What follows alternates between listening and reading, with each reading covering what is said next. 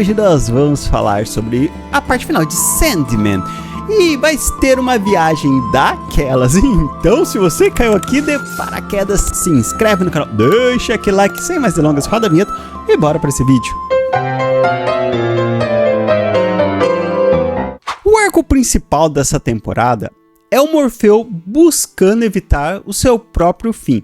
E aqui a gente vai falar um pouquinho sobre a narrativa. Segura aí que hoje a gente já vai voltar para a história. É importante saber sobre a narrativa. O que nós temos aqui é uma narrativa de oráculo grego.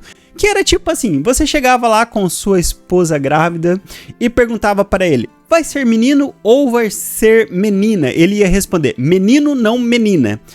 Daí você seria, mas o que será que ele disse? Porque não tinha como ele errar. Porque se nasce um menino, seria menino, vírgula, não menina. Se nasce uma menina, seria menino não, vírgula, menina. Você tá entendendo? Os caras, bobo era só a cara e o jeito de andar, porque o restante... Então, nós temos essa característica. E a segunda característica desta narrativa é a profecia grega. O que é a profecia grega? É assim, o simples fato de você tentar evitar a profecia te faz realizá-la, que é mais ou menos o que acontece aqui. O Morfeu, ele busca evitar a própria morte, e ao buscar evitar a própria morte, ele acaba fazendo com que a profecia se realize. Certo? Que é a vingança ali das fúrias. Outra coisa que é curioso é quando ele vai conversar. Já no primeiro episódio, ele vai atrás do pai dele, que é o Tempo. É uma entidade Tempo, que sempre existiu. E o que acontece? Ele é super frio. Logo após, ele vai buscar também sua mãe, que é a Noite. E ela também é assim, super fria. Mas entenda, aqui nós estamos falando de entidades cósmica, e a gente acaba se afeiçoando e tendo um olhar humano, nossa, agora como se eu não fosse humano, olhar humano para esses personagens que a gente começa a caracterizá-los dentro da nossa própria percepção.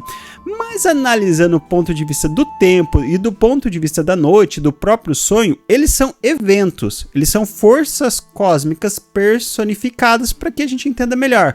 E dentro desse processo de forças cósmicas, eu falei para vocês que a viagem ia ser grande, segura aí. Cada força, ela sempre está tentando invadir e ganhar mais espaço. Por exemplo, o sonho quer extrapolar as leis do próprio universo.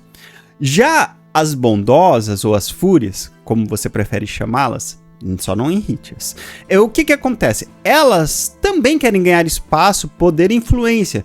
Só que elas precisam conter e ser contidas. Ou seja, ao sonho extrapolar a sua atividade, ou seja, derramar sangue de família, uma outra força precisa conter para que isso não gere um desequilíbrio dentro do universo, e o universo vai ruindo, você tá entendendo? Então, quando a gente lida ali com as entidades, a gente está lidando com forças que se controlam e se contêm, para que tudo fique em equilíbrio. E isso é muito louco. Essa percepção do autor é muito legal, porque ele entende exatamente assim como a estrutura do universo ali que ele criou funciona. E o que é muito difícil, porque você está escrevendo entidades. Então você tem que ter uma percepção muito além da sua própria visão humana. Então quando o Tempo ele é rude, com Morfeu, ele na verdade só está sendo o que ele é. Você está entendendo? É o que é.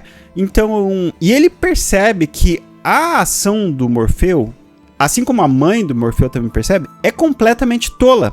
Por que ela é tola? Porque o Tempo ele vê tudo. Ele não está restrito. Né? Apesar que ele fala assim que o Morfeu, apesar dele ser o Tempo, as pessoas acreditam que ele não pode perder tempo. E uma das frases que marca isso é quando ele fala, eu posso te ajudar da seguinte forma, eu vou te mandar de volta no tempo, e você vai lá conversar com a Hades e a Perséfone. Só que eles ainda vão te dizer não. E ainda o resultado vai ser seu filho ir no submundo. Então, tipo, não importa o que o sonho faça, ainda o resultado seria exatamente igual, que seria a morte dele nas mesmas circunstâncias. E a outra contraposição é ele praticamente negar os deveres dele. Ou seja, a Noite oferece, vou construir um cantinho aqui pra você, com uma esposa, com um filho e tal, e você fica aqui, bem contente, feliz e vivo.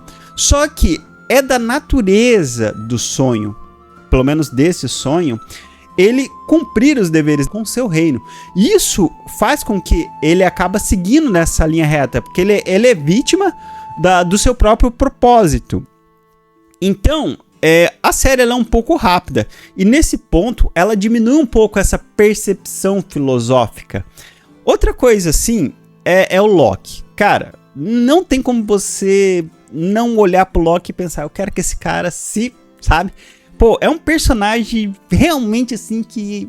Cara, você consegue odiar esse personagem. O cara atua muito bem.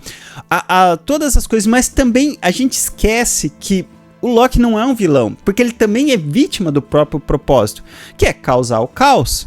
Então, ali, quando ele se une ao Puck e sequestra o Daniel Hall, o que acontece? O Morfeu vai até o Loki, que está disfarçado de papa, para causar tumulto, porque esse é o propósito dele, e fala, vim cobrar o favor. O Loki, ele não gosta de se sentir preso, e isso faz parte de quem ele é. Ele ainda fala, não é da minha natureza ser confiável. Ou seja, em algum momento, eu vou te trair. Loki é um trapaceiro e Punk também é um trapaceiro. Então, Morfeu fala não, porque o Morfeu é uma entidade ou é branco ou é preto. Entende? Ali ou é 0 ou 80, não tem o meio termo pra ele. Então eu falo, não, você me deve e você vai pagar. Punk, como é um trapaceiro também, fala, olha, você tá devendo pra ele, então pague. Mas não quando ele quer. Que provavelmente todo esse arco ali do Daniel Hall, que é o filho da Lita Hall, o que acontece? Provavelmente já era o propósito do Morfeu em algum momento pegar o bebê. Inclusive, eu acredito que incinerar. Se vocês que leram melhor as HQs, me contem aí nos comentários se era isso que ia acontecer de qualquer forma. Porque ao incinerar o bebê, e os caras fizeram essa cena. Tipo, não mostraram ela assim exatamente, mas é uma cena assim relativamente forte dentro da série. Ao incinerar o bebê, eles queimam a parte humana desse bebê, libertando a entidade cósmica, tá certo? Porque esse é o primeiro bebê que nasceu no sonhar. Então, Morfeu, desde o princípio, fala que esse bebê pertence ao sonhar e que vai substituir Morfeu. Provavelmente, ele já tinha pensado que ia morrer e tal. Então, assim, você leva um susto porque você pensa, caramba, o cara queimou realmente o bebê e você acha que ele morreu. E, na verdade, o bebê não morre, apenas a parte humana dele.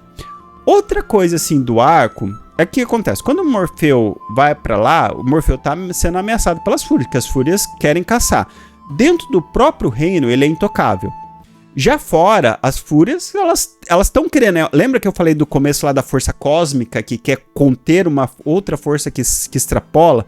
E assim, cada força, elas contêm e são contidas por, né, por outras forças que ali englobam. Cara, eu sei, é uma viagem do caramba. Então, Sonho vai pro mundo disperso atrás de quem? De Johanna Constantine. Fala, olha, eu quero que você ache meu filho e tal, céus. Só que isso gera um certo desentendimento entre os dois. E ela falou, não, se você estiver aqui eu não vou te ajudar. Então caia fora, se proteja, porque todo mundo quer proteger o Sonho. E quase todo mundo, pelo menos. E pra ajudar a Constantine, entra o Corinthians, que é lá da primeira temporada, mas nessa temporada ele é um pouco menos... mal. Abby Romanska, Johanna Constantine e tal, sabe? Porque, no fim das contas, eles conseguem achar o Daniel Hall e levar ele de volta para o sonhar. Nos quadrinhos, quem ajuda a encontrar o Daniel é o Matthew, que é o Corvo. Só que, na série, eles... talvez até por uma questão de identificação e de praticidade na tela. Porque, assim, um corvo estando ali procurando um bebê... Por mais que é uma coisa menos dramática do que a Johanna, que inclusive eles conseguem trazer até um leve arco da personagem ali, que não sente que pode amar e tal, e dá um certo peso dramático, apesar que ainda eu acho que tudo é muito corrido, né? Porque ela é toda muito filosófica, então tem muita coisa assim que não vai ser explicado, sabe? Então são coisas assim que eles deram uma adaptada até para facilitar o próprio processo da série. Nisso, nós também temos a minha personagem favorita dessa série, que é a Deliro, porque ela vai atrás do cachorro Barnabás que fugiu, sabe? Então ela visita ali primeiro o destino, e desde lá ela visitando o destino, ela começa a ver vários destinos, ou seja, se Morfeu escolhesse nunca mais sair do reino dele, seria um destino. Se ele escolhesse sair do reino dele, seria outro destino. E assim surgem múltiplos futuros. E é uma cena bem curiosa, porque daí Delírio vai o quê? Vai atrás do sonho. Por quê? Porque ela quer de novo a companhia do sonho. E ela é muito engraçada, né? Nossa, a personagem é muito engraçada. Pouco ela aparece, ela é muito legal. E ela quer achar. E quando ela fala pro sonho que tem múltiplos destinos, acaba que ele ficando feliz, porque ele vê uma certa esperança de sobreviver a essa situação. Coisa que provavelmente não vai acontecer. Agora sim, o que eu achei mais chato dessa segunda parte é o arco ali de Fairy, acho que é assim que é o nome do lugar. Só que isso também faz parte da profecia grega. Porque, não sei se vocês lembram, na primeira parte a Nala foi dada a Morfeu. E com a iminente morte do Morfeu, o que acontece? A rainha de Fairy, ela manda buscar a Nala pra ela também saber as fofoquinhas do reino, né? Ela é uma rainha muito fútil, mimada, extremamente fútil, assim, muito fútil mesmo. E então manda buscar. E a princípio ela se adaptou, a Nala se adaptou lá no sonhar e ela não quer ir embora. E ela fica muito triste. Daí Morfeu entende que, porque o Morfeu não quer que ninguém se machuque do seu reino. Ele pensa sempre primeiro no reino, porque esse é o dever dele. E quando ele vai se despedir da Nala, ele dá um pingente pra ela. Esse pingente, olha só que louco, por isso que eu falei, ao evitar a profecia você cumpre ela. Se ela tocar nesse pingente e chamar por Morfeu, Morfeu aparecerá pra ela e dará uma dádiva.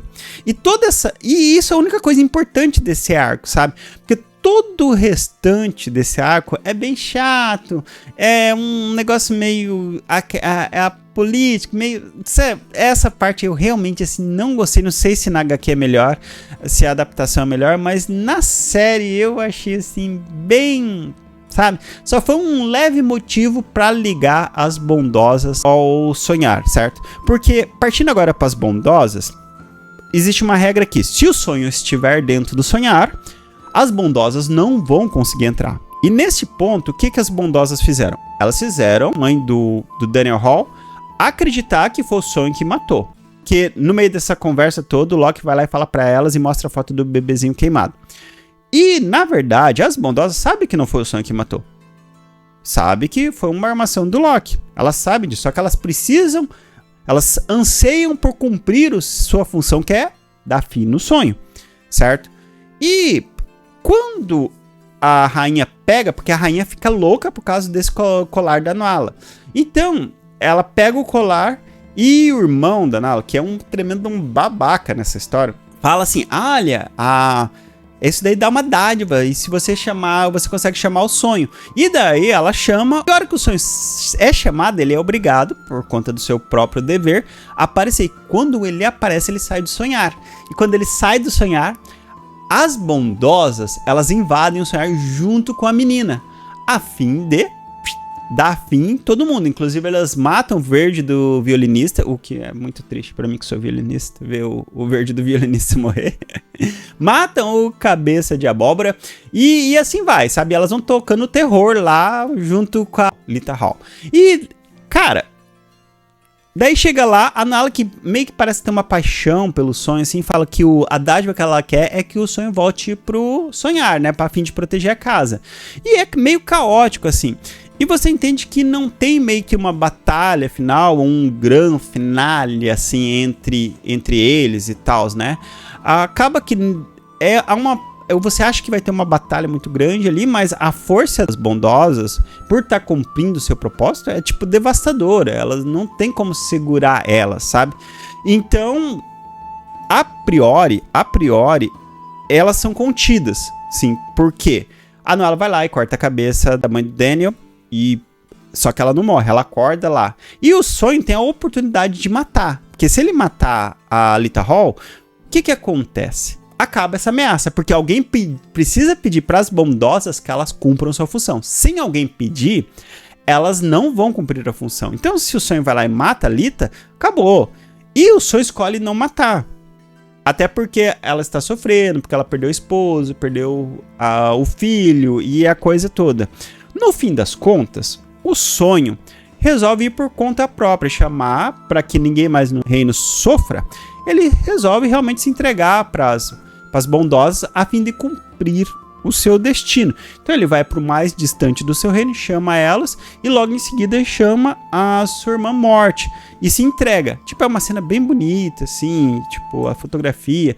A série é muito bem montada. E finalmente, Morfeu morre. E ao Morfeu morrer, o bebezinho que estava lá no sonhar, né, acaba crescendo e se tornando o novo sonho. O novo sonho, ele é uma mistura, assim, do sonho antigo, até porque é um perpétuo, então não tem como você matar o sonho, você tá entendendo? Então, tipo, ele é uma mistura do antigo com a personalidade humana do Daniel, que aparentemente ainda ficou, apesar de supostamente ter sido queimada. E daí rola ali o funeral, a Desejo fica muito abatida, porque a Desejo é um misto de ódio e amor com o sonho, né? Então, tem ali o discurso deles e o fechamento da série, o fechamento dele caindo numa cascata e virando como se fosse uma estrela, assim, tipo, é bem bonito o final, bem bonito mesmo, assim. Essa série, de forma geral, ela trabalha muito essa coisa etérea, essa coisa do ciclo, da vida, das decisões e como isso afeta, sabe? E como muitas vezes as coisas simplesmente não têm sentido. Elas são o que são. E pronto, acabou. Como eu contei no vídeo passado, falando da morte, o bebê, isso tá certo? E a morte, você teve o que teve. Então, são essas coisas que a série traz. Ela não busca um sentido. Ela não busca, sabe, te revelar alguma coisa. Ela mostra que as coisas são o que são. A gente aceitando ou não. E isso faz essa série tão bonita. A própria personalidade das entidades, por exemplo, a personalidade desse novo sonho, que é muito mais flexível, que é muito mais amável do que o sonho antigo. Você tá entendendo? Apesar que falam que dia 31 vai ter mais um episódio, talvez trazendo aventuras desse novo sonho. Mas tudo isso que a gente observa na série se trata disso. As coisas são o que são. E isso torna a série incrível. Eu particularmente gostei. Achei a primeira parte dessa segunda temporada mais legal, mas isso não deixa o desfecho. Eu muitas vezes não gosto dessa escrita da profecia grega. Só que a jornada, quando se trata da jornada da profecia grega, quando ela é bem escrita, se torna um roteiro muito interessante, muito legal. Porque, por exemplo, se o sonho nunca tivesse deixado a Nala ir, então ele nunca teria dado o colar a ela. E ele nunca teria sido invocado para fora do sonhar. Automaticamente as bondosas nunca conseguiriam invadir. Sendo assim, o sonho ainda ficaria vivo, ainda estaria cumprindo seus deveres e não estaria correndo risco. Você tá entendendo? Só que quando ele toma essa atitude, tá vendo? Para talvez evitar a morte iminente, ele acaba contribuindo para que a profecia se realize. Tá vendo? Essas coisas assim. Só que o enredo é muito bem montado. Bom, eu já falei demais. Acho que também tá sendo um vídeo longo, assim como da primeira parte. E eu quero saber um pouco de vocês. Contem pra mim, contem um pouco sobre as HQs. Eu sempre gosto de ler o que vocês escrevem, de quando vocês me corrigem, quando eu erro alguma coisa aqui. Até porque eu não conheço tanto dessas histórias, apesar de ter gostado bastante. Já li a primeira HQ e vou continuar lendo até o fim. Então, deixe pra mim aí nos comentários, contando um pouquinho mais sobre a experiência de vocês com essas HQs. E um beijo e até o próximo vídeo.